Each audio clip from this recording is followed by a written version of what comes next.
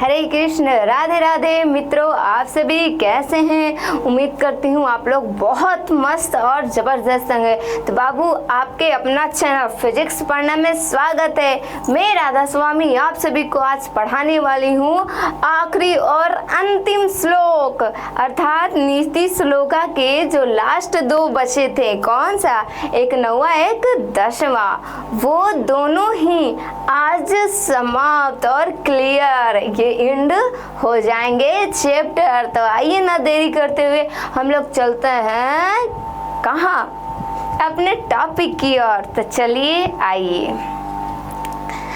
तो देखिए बाबू, यहाँ पर क्या है? क्या है? देखिए यहाँ पर क्या है? ये है पूजनीय। 9वां नंबर देख लीजिए। 9वां नंबर देखिए क्या कह रहा है बाबू कि पूजनीय महाभागा, पूजनीय महाभागा पुण्यास्य गृहदीप्त्यः। ठीक है, क्या बोल रहा है? स्त्री श्रेयो गृहस्योक्ता अस्तमादृश्य विशेषता। अब आज हम इसमें क्या पढ़ेंगे? किसकी विशेषता बाबू? तो आज स्त्री की विशेषता होगी, पुरुष को नो एंट्री। तो देखिए, आइए चलिए देखिए इसका हम अर्थ समझ लेते हैं। इसका हम अर्थ समझ लेते हैं। देखिए बाबू, आज क्या करना है? देखिए, अर्थ में हम लोग ऐसे लिखेंगे, स्त्रियां घर की लक्ष्मी होती है। स्त्रियां घर की लक्ष्मी होती है। जय स्त्री महारानी, ऐसे हम लोग गा सकते हैं। पुरुष नहीं, इसमें एंट्री नहीं है पुरुषों की। पुरुष किसी काम लायक नहीं, ऐसी बात नहीं है। लेकिन ये है स्त्री जी, जो कि क्या है? ये है लक्ष्मी जी। किनकी रूप है जी? लक्ष्मी जी की। तो इनकी आरती उतारो। आरती उतारेंगे? अरे समझिए। देखिए, ये है स्त्री जो कि घर की क्या होती है? माता लक्ष्मी। और समझिए क्या कह रहा है? इसी सद प्रयास एवं सद व्यवहार से घर की इज्जत बढ़ती है। यही स्त्रियां जो हैं, इन्हीं की वजह से हमारी घर की जो व्यवहार संस्कार वो बढ़ती है। क्या करती है? बढ़ती है। नहीं, किनके चलते बढ़ता है भाई? किसके चलते बढ़ता है? आप लोग बताइए। लक्ष्मी यानी स्त्रियों के चलते। भाई घर की डॉन होती हैं, इन्हीं के इशारों पे पूरा घर चलता है।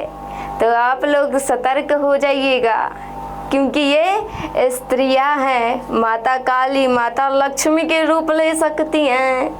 तो चलिए आइए अब देखिए क्या कह रहा है। महापुरुषों की जन्मदात्री यही होती है। महापुरुषों, जितने भी पुरुष महान हुए हैं, सब स्त्रियां ही उनको जन्म देती हैं। स्त्रियां ही उनकी जन्मदात्री होती हैं, यानी जन्म देने वाली होती हैं। ओके, समझ में आ गया? इसीलिए स्त्रियां रक्षणीय होती है। इसीलिए स्त्रियों की रक्षा करनी चाहिए। स्त्रियों की मान सम्मान करना चाहिए। ये रक्षा करने लायक है ना? ये सारी चीज में भागीदारी देती है। महान पुरुषों जितने भी होते हैं, उनको जन्मदात्री कौन होती है? हाँ भाई, वो स्त्रियां ही होती हैं। तो घर की डॉन स्त्रियां है। कौन? घर की डॉन कौन? स्त्रियां भाई, स्त्रियां। डर के रहिएगा, ठीक है? चलिए अब इसका व्याख्या देख लेते हैं। और यहाँ पर क्या कहा गया है थोड़ा समझ लेते हैं इसमें। देखिए, इनको स्त्रियां का लक्ष्मी इसलिए कहा गया है कि ज़्यादातर दिखते हैं हमारे समाज में, माहौल में आप भी देख सकते हैं कि अत्यधिक पूजा पाठ में लीन रहने वाली भक्तियों में कौन रहती हैं? तो स्त्रियां ही रहती है ना।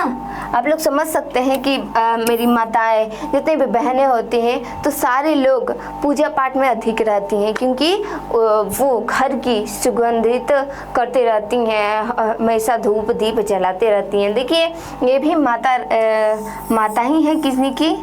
किनकी, और वो जो है थाल लेकर पूजा करने जा रही है, शायद दीपावली उतावली होगा तो वो पूजा करने जा रही है, इसीलिए ये एक प्रकार की पूजनीय भी कहलाई जाएगी। चलिए क्लियर हो गया। अब इसके व्याख्या जान लेते हैं। देखिए व्याख्या, प्रस्तुत श्लोक नीति श्लोका पाठ।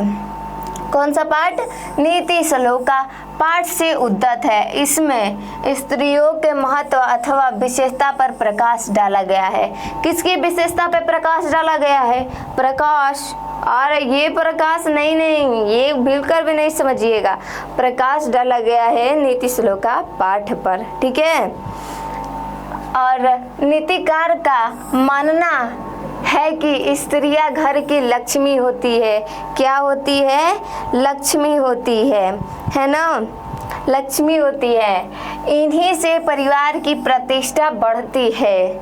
इन्हीं से जो परिवार की प्रतिष्ठा यानी मान सम्मान जो है बढ़ती है। और इन्हीं के गर्भ से पैदा होते हैं।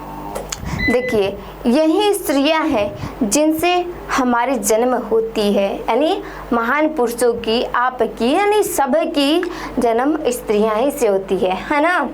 तो वही बता रहे हैं, इसीलिए परिवार में स्त्रियों का सम्मान होना चाहिए। जो परिवार है, जो फैमिली है ना, जो परिवार है वो फैमिली है, उसमें स्त्रियों की मान सम्मान करना चाहिए, मान सम्मान करना चाहिए, है ना।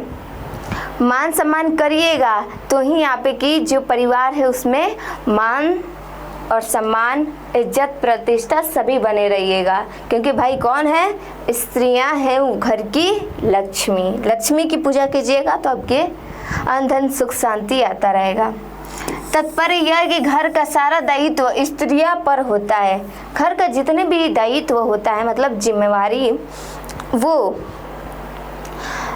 स्त्रियां ही पर होती है ना। भले ही पुरुष कुछ भी रुपए पैसा कमा कर लाए, पर पूरा जिम्मेवारी स्त्री के जिम्मा होती है। बच्चों का देखभाल, घर का देखभाल, और कैसे रहना है, कैसे चलना है, कैसे परिवार में, अरे हर तरह की जिम्मेवारी घर की किनके ऊपर रहती है? स्त्रियां के ऊपर होती है। इन्हीं के कुशल संचालन पर घर की उन्नति होती है। क्या होती है? उन्नति अथवा अवनति निर्भर करती है। यदि आप परिवार में स्त्रियों के अच्छे से व्यवहार करते हैं, उनकी पूजा करते हैं, उनकी मान और प्रतिष्ठा, मान सम्मान बढ़ाते हैं, तो क्या होता है? तो उसके आधार पर आपका जो परिवार है, अर्थात जो फैमिली है, उन्नति पर रहेगी या फिर अवनति यानी नीचाई पर रहेगी। मान सम्मान देंगे नहीं, अच्छे से घर बैलेंस नहीं होगा, तो आपका जो परिवार है यानी गत में जाने लगेगा, वो विकास नहीं करेगा, उन्नति पर नहीं रहेगा। तो वो आप पर डिपेंड करता है कि आप मान सम्मान देंगे या फिर नहीं देंगे। आइए चलिए फिर क्या करें। साथ ही कोई महान पुरुष के पुण्य के उत्पन्न होते हैं। अतः जब स्त्रियां के सदाचरण से परिवार सम्मानित होता है तो इनकी रक्षा करना अति आवश्यक है। इसीलिए कहा भी गया है क्या कहा गया है? जहाँ नारी की पूजा होती है, जहाँ नारी की पूजा होती है वहाँ देवताओं का निवास होता है। जहाँ नारी होती है, नारी की पूजा होती है, वहाँ देवताओं भी, कौन? देवताओं भी क्या होते हैं? देवताओं भी निवास करते हैं, देवताओं भी निवास करते हैं। तो यदि आपके घर में नारी की सम्मान हो रही है, नारी की इज्जत प्रतिष्ठा हो रही है, नारी की बात मानी जा रही है, तो सदैव आप लोग जान जाइएगा, क्योंकि देवता आपके घर में निवास कर रहे हैं। ओके, क्लियर हो गया ये श्लोक? चलिए अब अगला स्लाइड पे चलते हैं, देखते हैं अगला क्या स्लाइड पर है हमारा। देखिए ये स्लाइड आपको बहुत कुछ सिखलाने वाला है। अब कहिएगा कि मिस अब हमको ये क्या सिखलाएगा? अब हमको ये क्या सिखलाएगा? तो ये सिखलाएगा कि आप कौन सा गलती कर रहे हैं और कौन सा गलती नहीं। देखिए पहले पढ़ लेते हैं। अकृति विन्यो हन्ति हत्यनर्थ परमाकरम हन्ति नित्यम क्षमा क्रोधमार्च्योरो हन्त्य लक्षणम।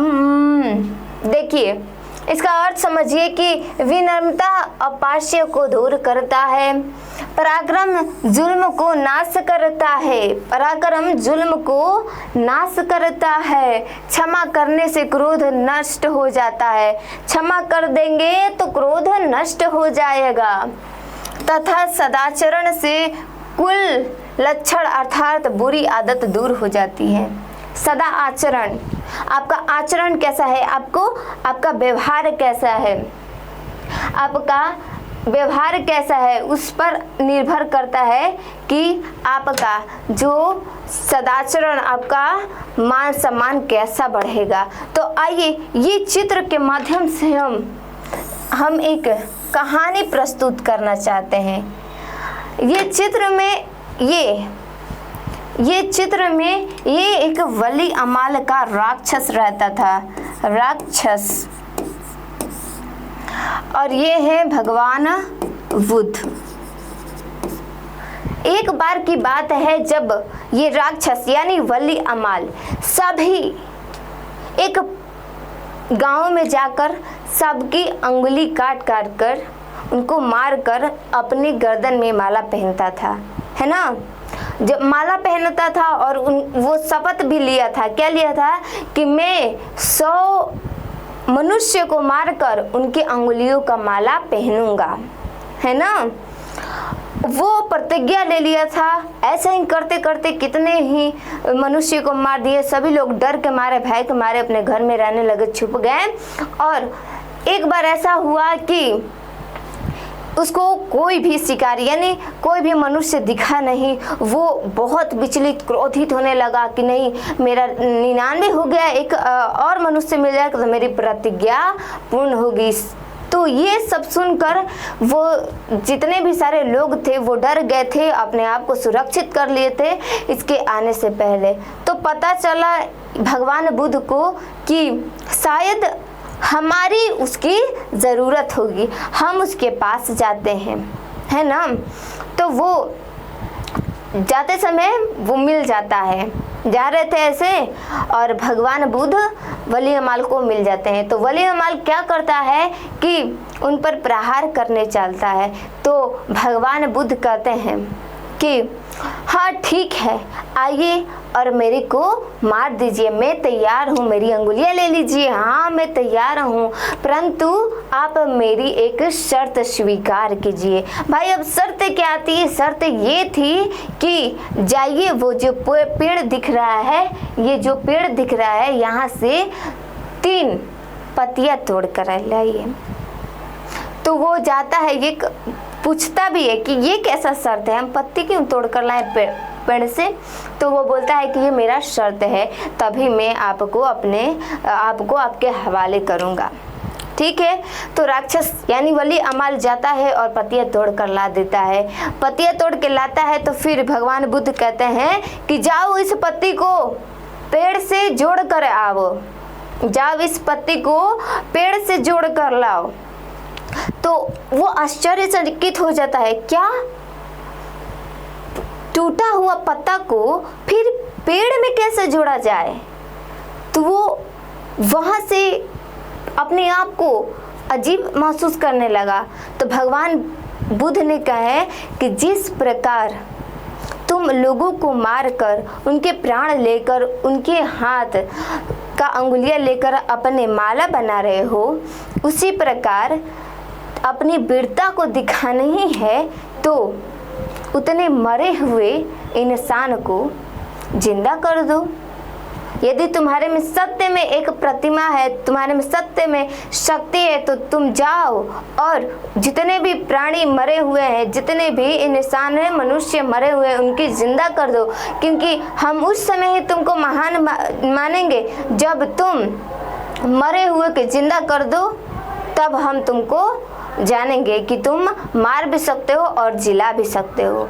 तो वहीं से उसका जो वली अमाल का ध्यान था वो अपने आप को लज्जित समझने लगा और अपने आप को भगवान बुद्ध की शरण में सौंप दिया। और एक इनके नाम से कथा भी चलता है, ये बहुत ही आगे ब्रह्मचारी का रूप ले लिए और बुद्ध भगवान की सेवा में आश्रम में चले गए और चरण में जाते ही उनकी बुद्धि में शुद्धता आ गई।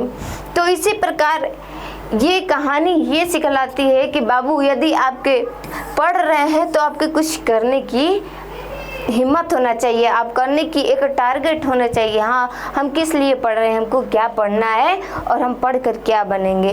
तो यही था इसकी, और आशा करती हूँ ये समझ में भी आपको कहानी आ गए। चलिए तो इसकी व्याख्या चलते हैं। किस कहानी में नहीं तो डूबे, चलिए आप डूब गए तो बहुत अच्छा है।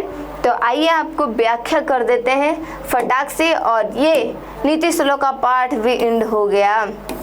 देखिए अब व्याख्या कर लेते हैं, है ना। देखिए अब क्या कह रहा है व्याख्या में, नीति श्लोक का पाठ से उदित प्रस्तुत श्लोक माध्यम से नीतिकार यह बताने का प्रयास किया है कि हर दुष्प्रवृत्ति अथवा दुचारण को सद्वृत्ति या सदाचरण से सहजता पूर्वक दूर किया जा सकता है। यानी जो भी दुविधा और संकट आ रही है, जो भी दुविधा और संकट आ रही है वो सारे के सारे हटाए जा सकते हैं। क्या किए जा सकते हैं?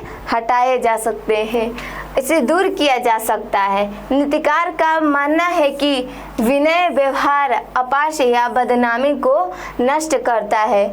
नीतिकार का क्या मानना है, यदि आप विनम्र व्यवहार के हैं, यदि आपकी बुद्धि विमान है तो आप क्या कर सकते हैं, बदनामी को नष्ट कर सकते हैं, है ना। पुरुष या पराक्रम की ऐसी क्षमता या विशेषता है कि किसी भी जुल्म अथवा अन्याय पर विजय पा सकता है। यदि आप परिक्रमी हैं, यदि आपकी सहनशीलता है, आप में विनम्रता है, तो आपकी जो विजय निश्चित है, हमेशा पा सकते हैं। क्या पा सकते हैं? विजय पा सकते हैं। इसी प्रकार क्षमा गुण से क्रोध पर तथा सदाचरण से कुलक्षण या दुराचरण पर नियंत्रण किया जा सकता है। जो क्रोध है, आपका जो क्रोध है, सदाचरण है, कुलक्षण है, यानी लक्षण उसे कहते हैं कि मतलब उसका प्रभाव दिखे। कोई भी बीमारी होती है तो उसकी लक्षण आपको दिखती है ना।